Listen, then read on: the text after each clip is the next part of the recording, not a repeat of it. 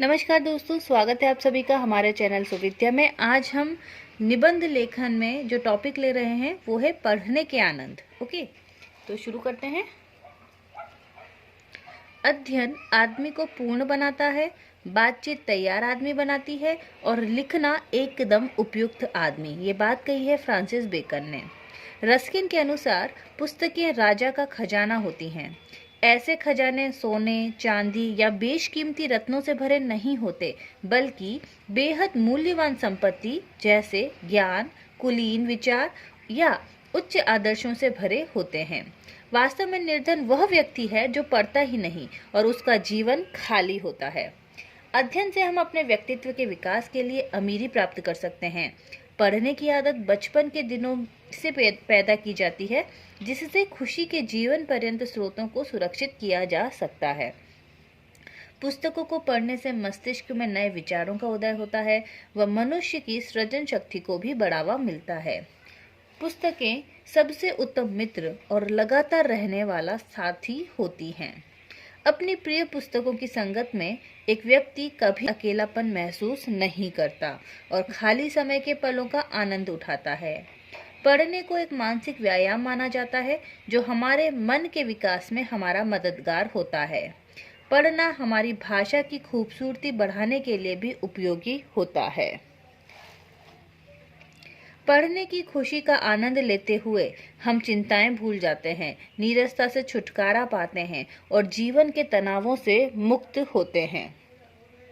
पुस्तकों की संगत में हम दुनियावी शोरगुल से निकलकर दिव्य आनंद और प्रसन्नता देने वाली कल्पनाओं में पहुंच जाते हैं। अगला महत्वपूर्ण सवाल ये है कि कैसी पुस्तकें पढ़नी चाहिए। बेकन ने बहुत अच्छे ढंग से इसका जवाब दिया है, जो इस प्रकार है।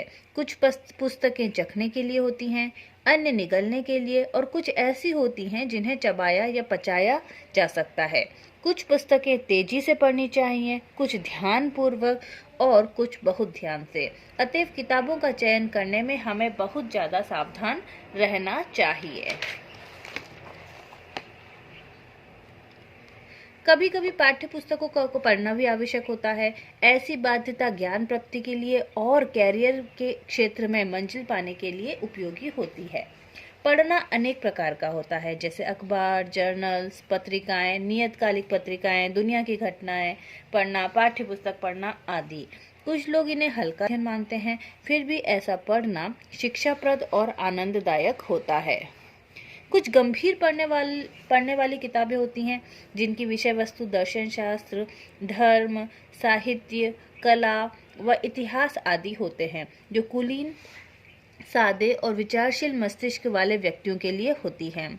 इस प्रकार की पुस्तकों का हर काल में मूल्य होता है, क्योंकि ये जीवन के मानवीय व आध्यात्मिक मूल्यों का परिज्ञान देती हैं।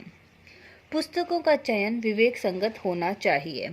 पुस्तकें हमारी सर्वोत्तम सहयोगी सिर्फ तभी हो सकेंगी जब वे सीमित हों और ध्यानपूर्वक अच्छे ढंग से चुनी गई हों।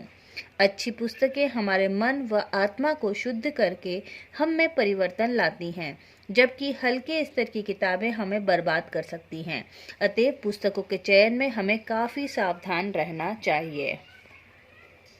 पढ़ने की आदत आनंद का महान स्रोत व खाली समय का उपयोग है। पुस्तकें साहित्य, ज्ञान, दर्शन शास्त्र, विज्ञान और जानकारी की सोने की खानें हैं। पुस्तकें हमारी श्रेष्ठ मित्र व लगातार रहने वाली साथी होती हैं, अतः उन्हें उचित ढंग से महत्व देना चाहिए। बहुत बहुत धन्यवाद।